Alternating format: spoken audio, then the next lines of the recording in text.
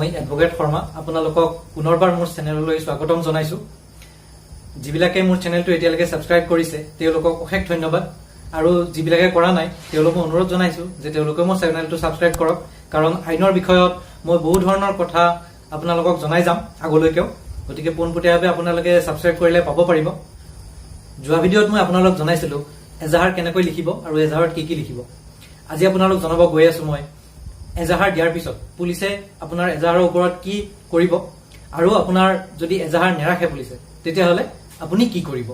গতিকে সকলো কথা জানিবলৈ মোৰ এই ভিডিঅ'টোৰ শেষলৈকে চাওক ফৌজদাৰী কাৰ্যবিধি আইনৰ 154 নম্বৰ ধাৰা মতে কগনাইজেবল অফেন্সত আপুনি পুলিচৰ ওচৰত এজাহাৰ দিব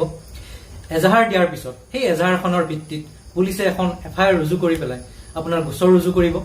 আৰু এজন বিষয়া তাৰ তদন্তৰ দায়িত্বভাৰ দিব আৰু বিষয়জনক তদন্তৰ দায়িত্বভাৰ দিয়াৰ পিছত আপোনাৰ এজাহাৰৰ এটা কপি যিজন মেজিষ্ট্ৰেটৰ কোৰ্টৰ আণ্ডাৰত পৰে সেই থানাখন সেই মেজিষ্ট্ৰেটলৈ পঠাব আৰু এটা কপি আপোনাক ফ্ৰী পুলিচে দিব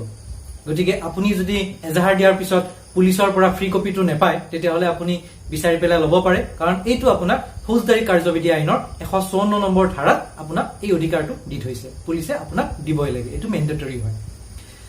আপুনি কপি পালে পুলিচে ৰেজিষ্টাৰ কৰিলে তাৰ পিছত পুলিচে তদন্ত কৰিব আপোনাৰ অভিযোগৰ ওপৰত ভিত্তি কৰিব তদন্ত কেনেকুৱা ধৰণৰ হ'ব কিন্তু আমি দেখিবলৈ পাওঁ থানাত আপুনি গোচৰ দিব যায় কিন্তু থানাত গৈ পেলাই আপুনি গোচৰ দিব গৈ পুলিচৰ এনেকুৱা কিছুমান প্ৰশ্নৰ সন্মুখীন হ'ব লগা হয় এনেকুৱা পৰিস্থিতিৰ সন্মুখীন হ'ব লগা হয় যে আপুনি ভয় কৰে পুলিচৰ ওচৰত যাবলৈ পুলিচে এজাহাৰ ৰাখিবলৈ অমান্তি হয় বহুত ক্ষেত্ৰত মই দেখিছো তেনেকুৱা মানুহ পাইছো যদি পুলিচে আপোনাৰ এজাহাৰ নেৰাখে আৰু আপোনাৰ গোচৰ ৰুজু কৰিবলৈ অমান্তি হয় তেতিয়া আপুনি কি কৰিব যদি পুলিচে আপোনাৰ গোচৰ ৰুজু কৰিবলৈ অমান্তি হয় বা আপোনাৰ এজাহাৰ নেৰাখে তেতিয়া হলে আপুনি সেই থানা যিজন সুপাৰিনটেণ্ডেণ্ট অফ পুলিচ এছপিৰ আণ্ডাৰত সেই থানাখন পৰে সেই এছপি জনৰ ওচৰত আপুনি লিখিতভাৱে এখন দৰখাস্ত দিব লাগিব লগতে আপুনি এজাহাৰৰ ফটোকপি এটা তাত গাঁঠি দিব এছপিক দিয়াৰ পিছত এছপিয়ে নিজে বা তেওঁৰ অধীনৰ কোনো এজন বিষয়াক নিয়োগ কৰি পেলাই আপোনাৰ গোচৰৰ তদন্ত কৰিব পাৰে আৰু যদি আপুনি এছপিৰ ওচৰত গ'ল কিন্তু এছপি আপোনাক গুৰুত্ব নিদিলে আপোনাৰ গোচৰ ৰুজু কৰিবলৈ মান্তি নহল তাৰ পিছত আপুনি কি কৰিব তেতিয়াহলে আপুনি প্ৰথম কৰিব কোৰ্টত গৈ পেলাই ফৌজদাৰী কাৰ্যবিধি আইনৰ ধাৰা 200 মতে আপুনি এটা গোচৰ ধৰিব কমপ্লেইন কেছ বুলি কয় আপুনি কমপ্লেইন কেছ এটা কোৰ্টত দিব কমপ্লেইন কেছ দিয়াৰ পিছত তাত গোচৰৰ কগনাইজেন্স ল'ব কগনাইজেন্স লোৱাৰ পিছত